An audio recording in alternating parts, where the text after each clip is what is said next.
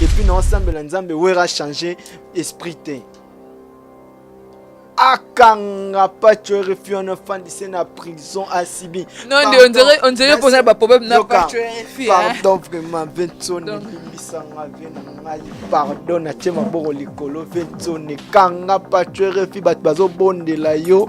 ozwa molimo ya pas tu refues tango libanda s'il te plaît Vincent na bondelo na lala ta lala. Kanga pas tu refues wana akota makala ne azala ta 10 ans de prison.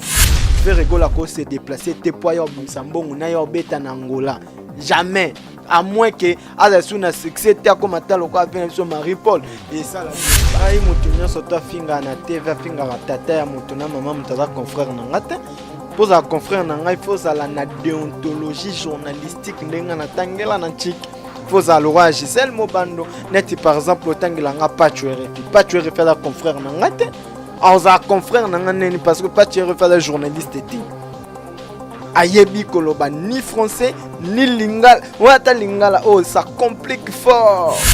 mais pour toi le capoi ça la mauvaise publicité na combo ya artiste musicien oazo ça là c'est un valeur na République démocratique du Congo et ça kindoki on marambo fabrigaza silka pa mayango mona ke amona ba petio bazo ça makomo bo meza nini ba petio baza banani ba mituna bango zo sala te. C'est la zobaïté. Batika ba bêtise wana masala ngai tonde konanga to petit nanga fanda calme tika ba blo wana sozo luka succès na luka metika kumba ba artiste musicien basala bino nini. Ofingi seleo et simbite ofingi jibe simbite okangami na fera batulora problème. On dirait soki nyamana kangamana soki sonzo. Ken piana aza confrère nanga ndenge nini. Baza belé na rotanga ba nyama encore na otangelo ba comme na ba comme na bango peut-être ça va ba confrère noter dernièrement on disait mutu molo ba ke nyama corps so nyama corps asisa na ifacilité ifasika de ngwala ifasika de ngwala so yimi mutatisa na ifasika contrôler même ataba ba sasamba na yemoni oh atujuma mona nyama corps ça tala ba vidéo mona ba awa tokaka lokola so neni akata utata ba poil ne ate na ifasi balakisa biso so muta ole kana TV il faut mitala nanu il faut mitala tala ke nonga dani ba poteza wapi tout ça parce que aspect physique ça compte le balo ba journaliste ba olinga bakanga bango ka po basala succès moko akomi a bomoni akomo finga n'importe qui a soit mon impuku mama na yo wa monita ba koko na tadi yeba comprendre que za banda kwa nganga o auti kokota azana besoin makila ya nani ngo wana mutu nina wana zanga kombo wana banda kwa nganga zanga kombo wana yo tanga kombo ya koni ya na otanga ba kombo ya ba confrère na ba tona nyoso ba journaliste to benga ba journaliste ni na otanga répondre nga par rapport à Ferrego là à sans producteur au ya sans producteur na ngola ndenge ni na poto na nga question na yo mo banana ko mi lobela o yo nga lobi boy ba lobi boy c'est le manzombi aza producteur au Ferrego là azo yamba na o azo bengisa Ferrego là na ngola na bokasité patrocinadeur na yese Adolphe Mouteba Chilamouina le big boss. Si on a fait un petit concert en Angola, c'est une piaka. Tous en Angola, faire un petit exercice na piscine alvalade. Moutaye kolongo la piscine alvalade ya faire zaki. Moutuman ko se Fabregas na héritier Watanabe pas longola ki ango. Apparemment ba bi Fabregas nem tatoni sem tatoni c'est quoi faza. Ko bukana te. Ya faire un zaki magique. Ezaki kindoki tomona na piscine alvalade tonda ndengo wana te 20 na sa a sala ba plein wana te na fingi 20 on était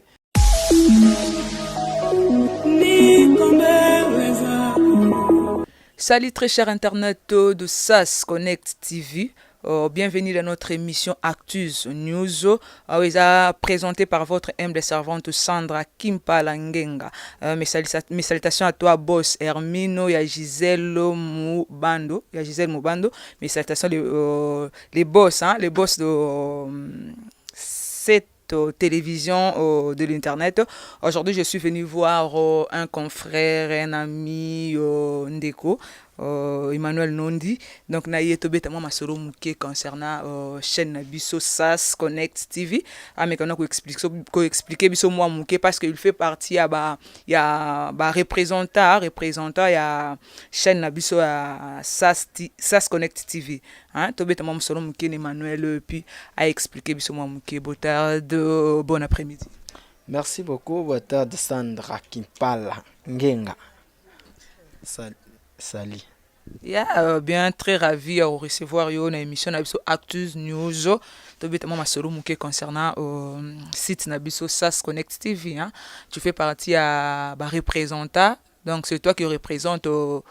cette chaîne ici en Angola. Tobitement ma solo muke. Alors pourquoi SAS TV? Ben merci beaucoup. La CPL vraiment en tout cas d'abord qu'on allez inviter na yo lelo. Je crois que ça c'est une première émission au sein de Manakata Angola na compte ya SAS Connect TV. Là je profite également une occasion au Pessinga micro avant le bana remercier Herman kuna depuis Poto, c'est le boss en fait patron ya chaîne, il y a Gisèle Mubando. Wanaza cousine nangai.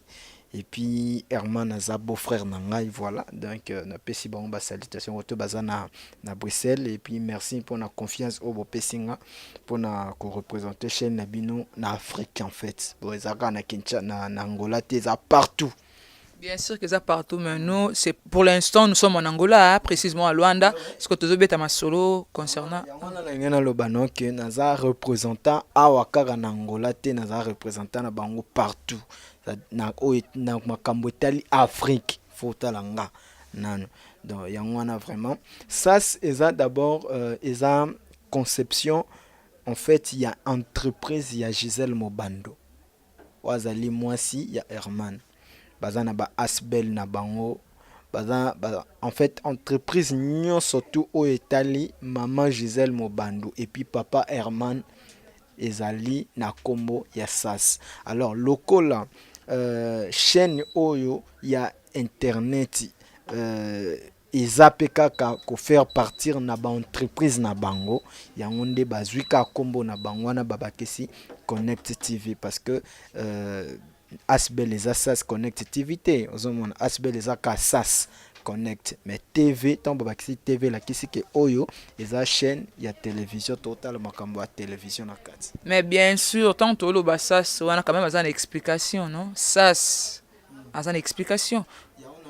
Ça c'est ça association, c'est une association ça Asbel mais na opé sabino explication large nango après. Donc je crois que na ba émission na lingité na banda ko dévoiler nyonso tumba la moko. Je crois que na ba explication plus clair et on va la prochaine émission mais pour l'instant boye ba que SAS ezali Asbel et puis ezali entreprise mobimba ya maman Gisèle et puis papa Herman. Alors entreprise na bango wana ba pesi entreprise nyon surtout au bango bazalaka na yango na kata Afrique activité plutôt na bongisi la bino activité nyon surtout au bango bazalaka na yango na kata vi na bango baza na ba boutique d'habillement baza na Asbel papa keba na kotanda via batu na TV eza na otanda na via batu na TV te mais nazo expliquer moi ndenge ba vivaka oza comprendre baza basalaka badon baza na ba ONG bamobele bele ona ole bazwaka ke ONG otopesi yango kombo par exemple Gisèle ole to soit chaîne ya télévision otopesi yango kombo Herman impresa na bango wana makambo surtout basalaka bapesi yango kombo ya SAS Connect. Alors lokola ya télévision tozwaka te SAS Connect il faut tout bakisa TV oza comprendre yango oyo eza SAS Connect TV voilà. Bien, mes salutations, babi na yemoko Cédric Agostino Nteka, do babi mutumoro bien. Donc, aucune explication non de les jeunes non de APC. Bien, depuis SAS TV, SAS Connect TV, et faut moi mis à peu près combien de temps? Ça fait déjà 2 ans SAS Connect TV ezali et biso na kati Angola nde to bandango nde sikoyo vraiment mais so côté vraiment na kati chaîne na biso mona c'est depuis 2017 que chaîne na biso ya ça c'est bandaki mais allez surtout ben monsieur allait surtout kaka kuna na poto et en Afrique vraiment nde to kotango mikolo mais ça c'est ça déjà na 2 ans nango ya existence. Bien ça déjà déjà existence mais c'est comme si vitesse c'est la penzate. Bon en fait na okina kombo ya mutu mo tangi boss Cédric Teka voilà patron nanga batu vraiment il y a possibilité tout ça na ba on a kata Angola et puis naza sur na ba patron le rôle ba boss Achille G8 baza ba patron tout ça na bango na kata Angola na pesi ba mbote ba respect belé par rapport à vitesse. Bon en fait moni vitesse dépendra na et dépendra peine na bateau bazo sala na kati en fait moni Gisèle azamuta TV azape journaliste hein, et azap journaliste vraiment bien formé na ifasik mais alingane sur ma TVT bon biso sikonde to mettre bato en défi biso bato Afrique aza comprendre et ngamoro nondi premier sina koti boyebige no ngaza radiana babilo na nganzote belé zarana ngai tambola ngai donc et puis je pense que Sandra yo morope oza fille moko bundara moi trop et marambo esale ma bien mais 2 ans on a et ça là qui parce que babande ko ko bazai vraiment ko moko ko kokotsa biloko vraiment te ba journaliste na poto un peu moins ba complication puis bazangi na muto européen ça vraiment confiance na Afrique te ba actualité tout le monde na reuta Afrique et qui poto même ba journaliste on a ya poto bazala kuna bazwa actualité na Kinshasa et biso déjà toi en Afrique toi na mo ba vitesse mo ba emploi du temps na biso za un peu permanent permanent par rapport ya bateau bazana na poto ba kenda ba kayu na bango tout ça donc so moi vitesse exacte na chaîne c'est dû il y a makambo emploi du temps il y a ba journaliste kuna mais lokola na minute obiso na Afrique to koti pesa biso ka 2 mois ben na 2 mois no senga biso qu'est-ce que tu promets aux gens ba zelanine na 2 mois no pesa par rapport comme étant représentant to zelanine et loko moi grave ezate bozeka ke bo mona rendement musala. C'est-à-dire bisoto maintenant par exemple mission non comme on a Actus News news plutôt au monde vraiment que yo pour bandolinga te que news est raté chaque temps to bando côté sa émission bato vraiment to zala wana vraiment instantané pour na couper sa information ndenge sengeli pour na koyambela bino ba artiste musicien oyo bolingaka c'est-à-dire ba famous ndeto bana lingala na portugais ba star ndeto bana français et puis na lingala balabani babenga banani ba star na lingala babenga banani éviter de Chris ba star na lingala babenga banani c'est obi vedette un to biga français vedette non pas c'est-à-dire quoi Batu ba pesa biso confiance par rapport à Moussala qualité et image déjà bat ba mona élément oyo ba mona ki était qualité za et puis bango mo kuna na poto qualité ezalaka déjà qualité et image est impeccable ba mona actualité nyonso to banda koleka na kati ya Angola nyonso tout musicien tout et faire azoya kala mingi te na Angola bo mona faire egola awa bo mona fali pupa tozala na parti plutôt chaîne o ezara ya héritier watanabe o chaîne ezara ya fali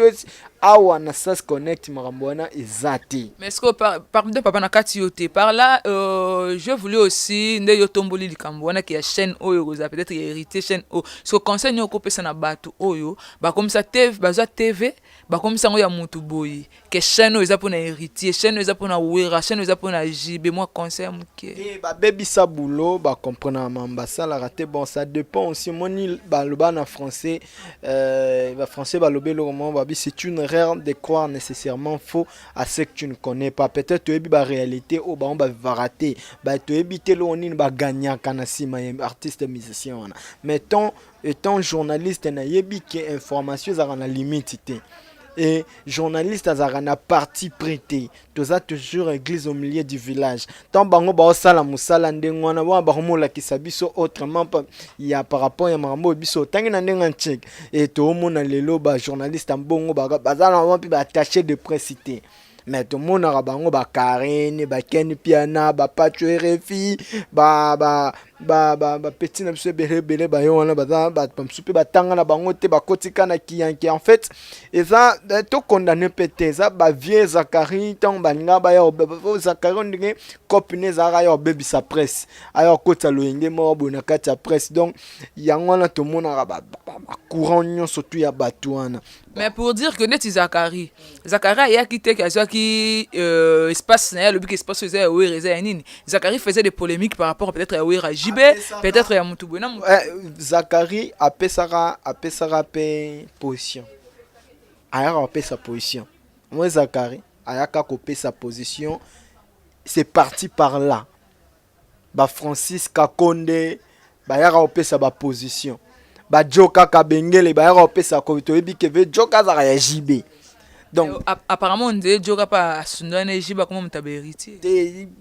problème est peu importe mais c'est parti par là ba veo ana mutu ba banda ba maramboana bazana chiki na bango na mutu batanga ba ye baza mayele mais bazui mayele na bango ba lo ba sophiste bazwa mayele na bango ba tournant le contraire po batangisa batu buzo ba bomba mayele na bango siko so bino bolandi buzo ba na bango bokoti na potopoto mais boko bima te po bango bako bima baza na capacité crânienne wana ya robima mais bino siko boza na bino nga bazoba boza na bino ba malanda ngombe so bokoti na potopoto mo bo bimeza te bo nanger na potopoto te on comprend donc il faut faire gaffe bandeko ba ya presse siko yo il faut vraiment bo sala gaffe ba ye bisabino te ke journaliste azara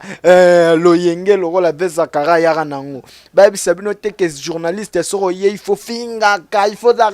par là non di na kati yote donc ngana lo surtout makamdete makambo finga wana ngana ba ndete makambo finga wana donc ba journaliste lo ba comment finga mo ba papa bata mikolo bozo kipete bozo finga mtu azana bana la msipe bana pe ba lekio sikoyo comme étant journaliste comme eux conseil nini yo ko pesa bande ko na biso bazo finga na ka ko finga batata ya batu na ba mama ba ai mutu nyoso to finga na TV finga tata ya mutu na mama mutaza confrère na ngate pour un confrère nanga il faut ça la déontologie journalistique ndenga na tangela na chik faut ça le roi Gisèle Mobando net par exemple tangela nga Pacho RFI la confrère nanga te za confrère nanga neni parce que Pacho RFI la journaliste était ayebi koloba ni français ni lingala wata lingala oh ça complique fort. C'est quoi le barala de o le barala ye mo yebi siko kokoma nanu Pacho RFI bien ngote oza confrère na ngande nini po faut simbara biki okomaka okoma pe français ndenge nini okoma pata lingala ngo ndenge nini ezaka Pacho RFI te bata bongo baza pe beleti baze belé oyo batangi te loro te ba eka ko embrouiller situation na lingala na tangelo ba komba bato baza ba confrère na ngate Karine Mokonzi za concert na ngandenge nini Karine Mokonzi au bandela za concert na ngandenge nini so ye mo ga beza Michael Jackson na bino te wana buzoba na ye au bando sa la ngandenge nini Michael Jackson na biso akufa déjà Michael Jackson totanga su kombo na été c'est que ye pa kufa na ye totanga su kombo na ate par exemple nani comme on est nani Ken Piana au za confrère na ngandenge nini Ken Piana aza confrère nanga ndenge nini baza ebele na kotanga ba nyama encore na otangelo ba comme na ba comme na bango peut-être web ça mais ba confrère noté okay dernièrement nze mutu mo ba ke nyama corps so nyama corps asisa na ifasikite ifasika ndengwala ifasika ndengwala so yemi mutatisa na ifasika contrôler même ataba ba sasa mana yemoni oh atuju mona nyama ka sala tala ba video mona vera awa tokaka lokola so nene akata utata ba poil ne ate na ifasika balakisa biso so muta ole kana TV il faut mitala nanu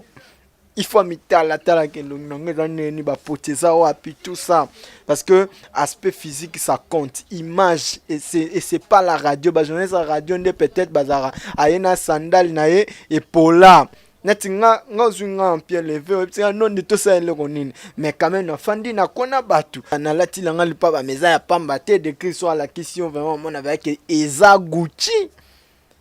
ozo comprendre c'est-à-dire même matasho na pungola boule au moins na kati na single ya pamba te donc eza lango ya buzo ba pété ozo comprendre vraiment singa petit oyo za musicien so neni tenaza musicien TV makambu kaka ba bi pesa makambu to pesa c'est-à-dire Sandra, pour dire que je suis vraiment dérouté tant na mon arba blora ndengwana, ça m'énerve neti mikolo pas tu refaire dans la prison obi ba prière ni na ensemble la nzambe na okumisa nzambe et puis na ensemble la nzambe wera changer esprit te akanga pas tu refues un enfant de na prison à Sibi. Non, on dirait poser ba problème na pas tu refues. Pardon vraiment Vincent limbisanga vena ngai pardon na chema boro likolo Vincent kanga pas tu refues bat bazo bondela yo ozwa mulimo ya pas tu refues tango libanda s'il te plaît Vincent na bondelo na lala ta lala kanga pas tu refues wana akota makala ne azala ta 10 ans de prison. Au moins, ben non, Dieu pose la problématique, hein. Na comment comprendre ce que vous avez na problématique te tozo sepela ke bato basala rabuzo bo ba bebi sa cop na biso. Mais bon bazana ba vie na bango. Na yebi côté kate. Na yebi ka ko simba micro oyo. Na yebi ko senga te, na yebi ko sem ko simba micro na suka ba footinga mbongo na ngai. Na ebe lorote siko na mona mutu moko boy mama na yo koko na yo na mona jour wana vidéo moko babwaka na le news de ça jeune moko boy suki Xavier Mokonzi Janvier Mokonzi auta pe wabande kuna aga ye ola nyoso tu mukie lokola mutopi moko boye mais azo le rappel na télévision azo finga bato le rappel na ba internet na ba téléphone na bango sungi ya mécanisme sungi ndenge nini wana so mo ba téléphone na bango na ba sima na ba pile ezala na par exemple le téléphone no boîte na sima ba benga one ezala raté ozo comprendre ça dit ba jeune moko boye ba kemba kaya fort na Kinshasa cop na bango za ba lobaka trop ba pesa bango mo ba 10 francs wana le bisco yo comme étant muninga pe yo boy no ba confrère na ote ba concert na ote mais est-ce qu'on a osenga na bato pe ezana na bato musu ba concert na yo oboso na bango ba confrère na yo so pesa pe na te pesa na conseil ko finga na mutu te kotinda pe antona aboka mutu na prison ga bima esute mais yo pesa na conseil en tout cas bandengo nanga o nyoso tu baza ba concert na ngai bo s'éloigner na ba salité wana bo s'éloigner na ba salité wana bana basi botika ba kindumba na bino boye nango na internet bo silisi mibali ya poto bana basi internet eza bien te na robando tanga ba komo na bino mena za benza tanga ba komo na bino awate eza bien te bo sa musala na ndenga bien bo boyekola na ba fasik na ba ina boyekola na ba inikin bo pesa ngo valeur quand même bien non d'habito pesa ngo valeur nga na pesa conseil na bandeko na biso boy lelo to sala ba buzobo to sala lobi to za ba parents na yebi ke bele lobo luka ba bota e bele lobo luka ba bala image eza lokola nini malobate parce que malobe kendaka mais makomi na ba image etikalaka lobi okoma parent mwana na koyoka ba imba buzoba oyo yo mama na eto papa na e osalaka mwana ko wanga na un jour donc pour image zonga na parce que exemple ya frère na biso nani frère na biso Matou Samuel na parce exemple frère Matou Samuel za ba image moko wele kaka kala mais comment que surtout comme na ba période wana ba mikolo wana ba image wana zonga lisusu pour dire que tout ça là vraiment attention tout ça attention tout la ba famille to wuti tout la sebe bisika oyo to wuti Sandra. Est-ce que pose mbongo il faut comme ndumba pose mbongo il faut au bandola que ça va ba mitakala non na internet toujours ça émission na kati ya boutique d'habillement ya Tension Mode Tension Chic Mode est-ce que Tension Chic Mode akabanzo tonne pas ba mibali pas so nini ala moi si ya patron mobile na na mbongo ya mabe ya mbongo ya folie Jacques Chikia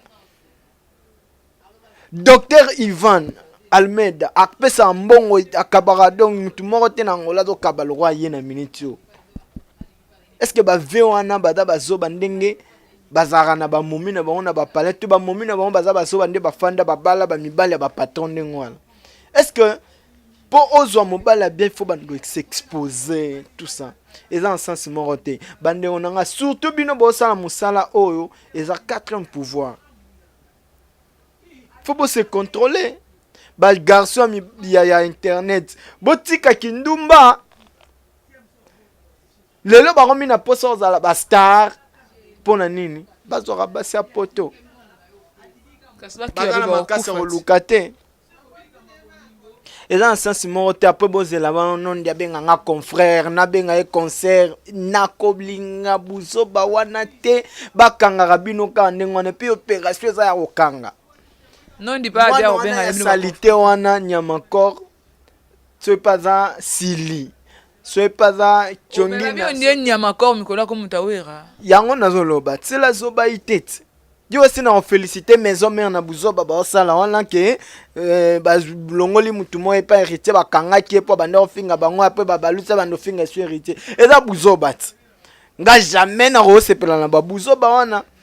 le roi na hotelemela makambo wana na continuer kotelemela yango bien nondi wana ezalaki nondi ezalaki kopesa biso baconseil biso comme étant bajournaliste bachroniqueur bachroniqueuse wana ezalaki conseil nondi banda opesa biso mais combien de tozongisi na makambo ya sas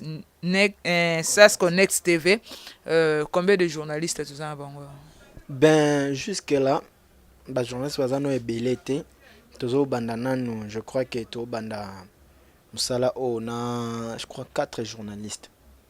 Baroza 4 tozana yo Sandra qui est pas là et puis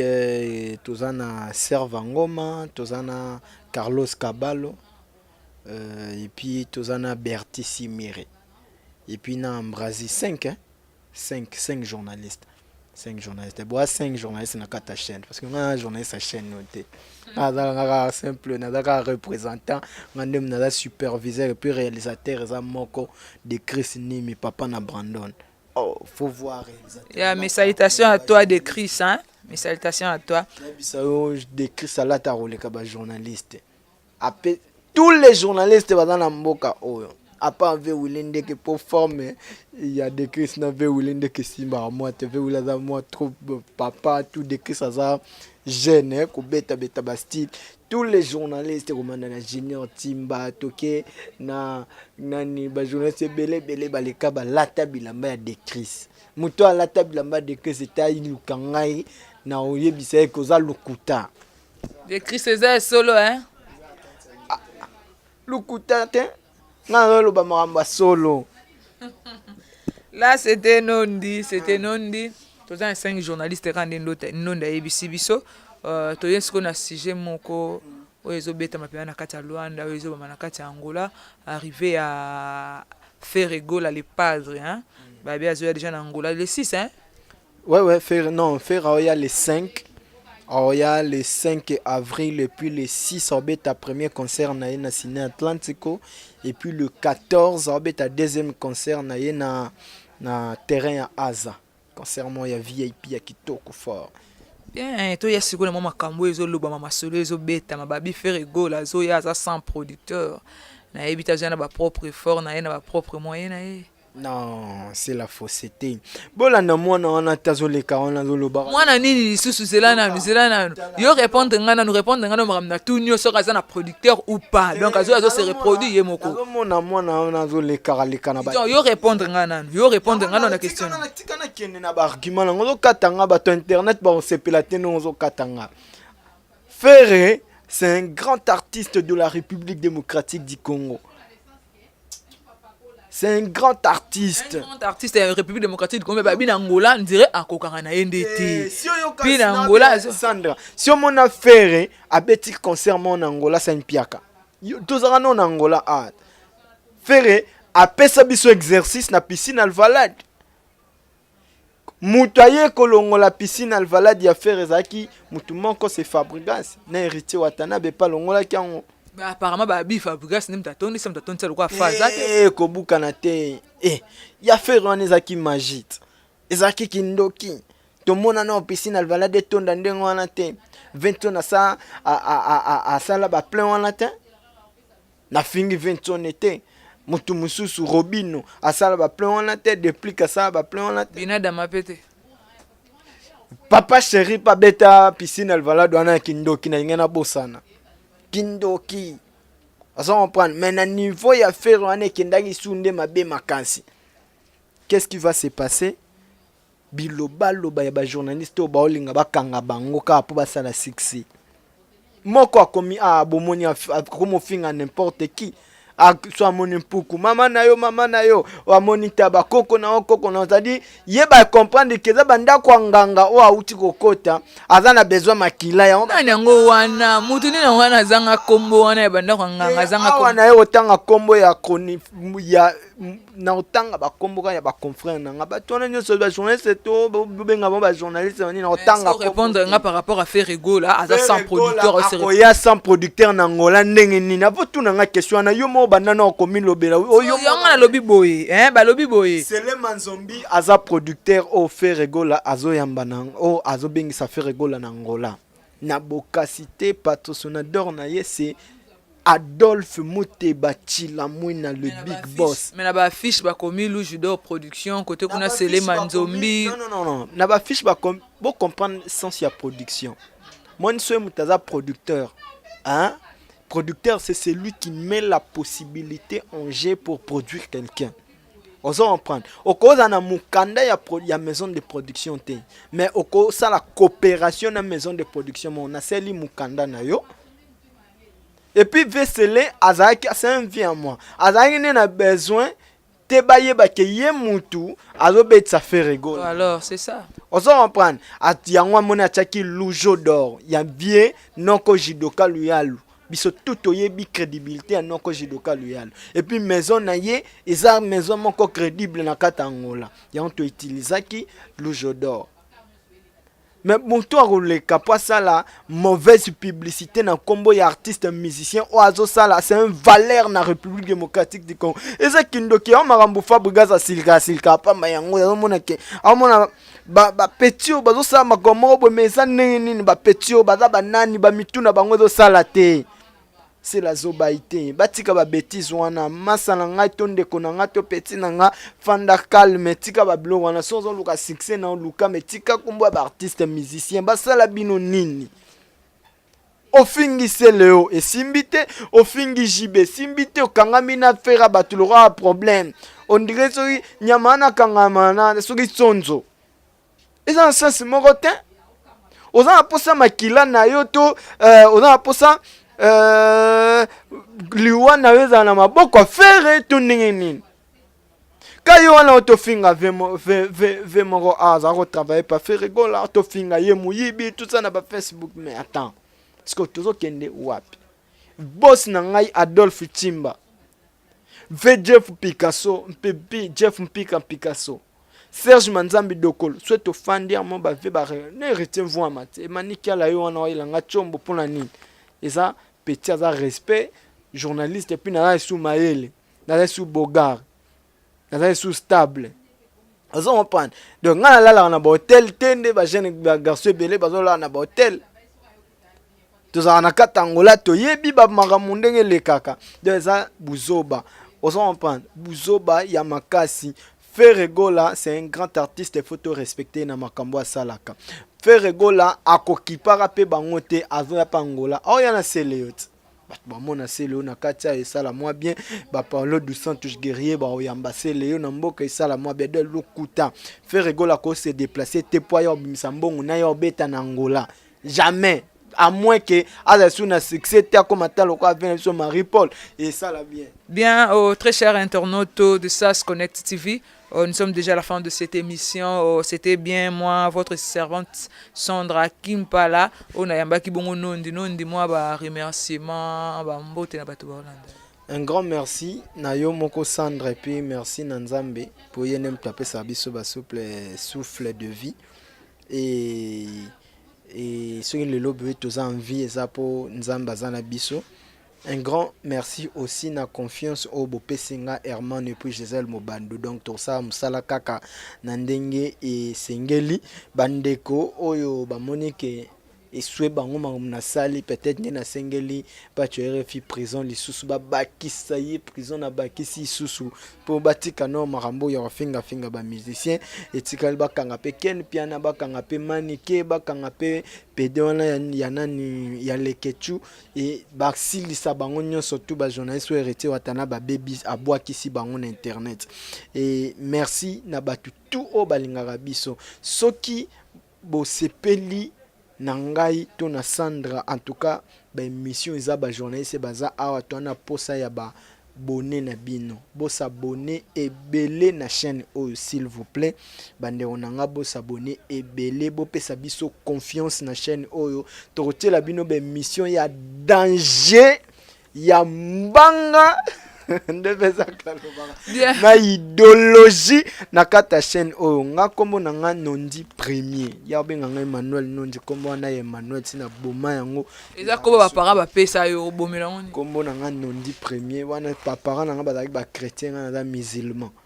donc na linga so kombo wana Emmanuel te bolimbisanga et comme on a Nondi Premier tu vas bien na comment Nondi Premier internet ba bien na comment Nondi Premier bien merci Nondi Premier merci Nondi Premier merci Nondi Premier les salutations à des Chris si c'est ko benga ba abonné te tu vas s'inscrire s'il vous plaît bo s'abonner et belé na chaîne oyo to apena posa ya ba partenaire na chaîne oyo po surtout en Angola bana poto ba vrai chéri ba vrai Joe bo luka biso ba numéro na biso to sola na ba WhatsApp ba partenaire vraiment ya poto za na ba activité na yo o mariage nini ezalo za na poto za na poso kota mariage na ba filmango le kana chaîne oyo contacter biso et osala biso bien nga pe na pesi merci na boss na nga kote nga salaka dadi diye la mwana kolo lupango nga salaka na Africa Lumière bino sala na SAS Connect donc tala kaka toza dans les bons na sepeli mingi merci merci à toi de Chris na pesi de Chris Mbote cameraman na biso babi professionnel quoi de Chris Bambote na yo Bambote be na Cédric Agostino Teka Bambote na yo le sénateur Paulo Tudilu babi Freddy Mavungu forme Rosie Maikongo Vita donc il y a Pedro Vita donc on a pesi bino Bambote belé Bambote na bino mon vieux le directeur Bendos Junior Bendos na peso Bambote belé donc on se retrouve au prochain numéro.